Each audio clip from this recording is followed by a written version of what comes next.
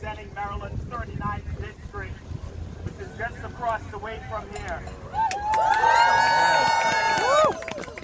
But I'm also a labor organizer, and I'm also the son of a union activist. And I stand before you all this evening on the eve of a really important vote, because I, like you, recognize that the fate of our democracy and the fate of this country lies in what people decide on Capitol Hill. Yes. Our democracy is at stake. And democracy comes from the Greek word demos, meaning the people.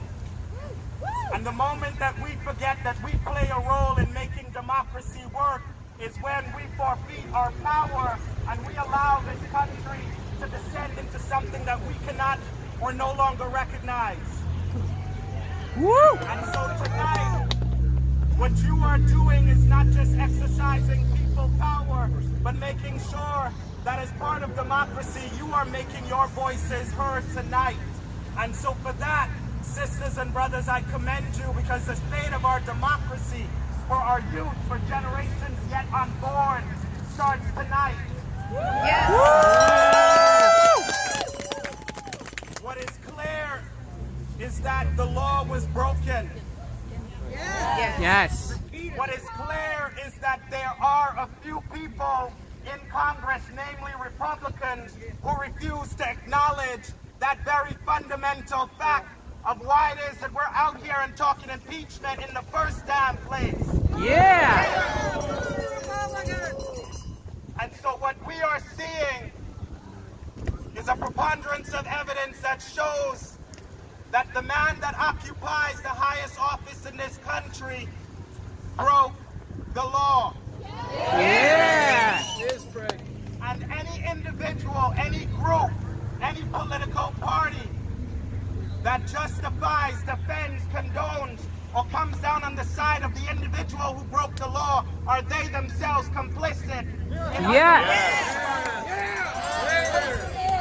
We must not allow Republicans or anyone that defend these kind of actions Conservatives to continue to serve in elective office, because what they have shown us is that they are willing to sell us and our values for political and partisan reasons. Plato once said that the punishment for people who do not pay attention to the affairs of the public, is to be ruled by evil men, and I will say evil women as well. Yeah. True. Shall we call names? But that is the punishment for people who do not pay attention to public and to elected government and what it is that they do on our behalf. And today, we are seeing the outcomes of certain decisions and how it is hurting our communities. Each and every one of us are impacted directly or indirectly. And we cannot stand idly by and not defend each other, because what we have learned from history is that when we are incapable of fighting for any vulnerable member of our society, we are diminishing ourselves. Yes. And so we must be willing to fight for every individual, regardless, Black, Latinx, LGBTQ, working poor, transgender, gender non-conforming people who have experienced homelessness. Let us fight for all of us. Woo! Because that is what makes our democracy vibrant and will continue. This is not about us. Our role is to plant trees that we will not be able to sit in the shade. It is for the next generation and those yet unborn.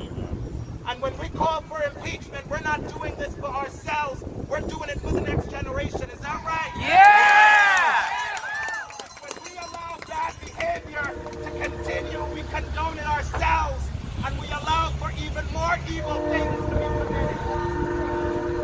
So let us stand up, but let tonight not be the only night that we stand up. There are other days that we have to stand up too.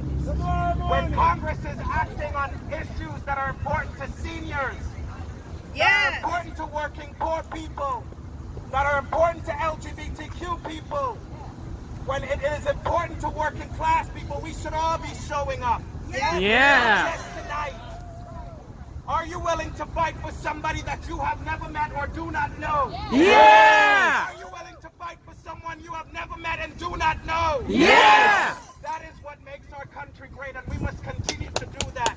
Tonight is just the beginning.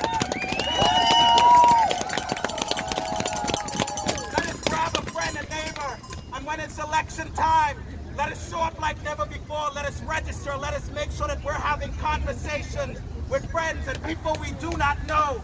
Fight for them, show up for them, and then vote. Because in a democracy, ultimately you have the power to change the conditions that we do not like. And you do that by voting. You do that by grabbing a neighbor and going to the polling location, because we know that people don't want us to vote. When we don't vote, this is the kind of things that come out from it. Amen. Yep. So tonight, thank you, sisters and brothers, for showing up. But this is not just a moment, it is a movement of people, of conscious people who recognize that our democracy is in jeopardy. Yeah.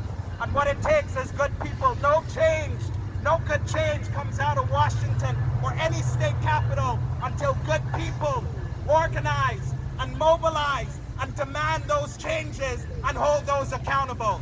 Thank you very much, and continue to stand in solidarity.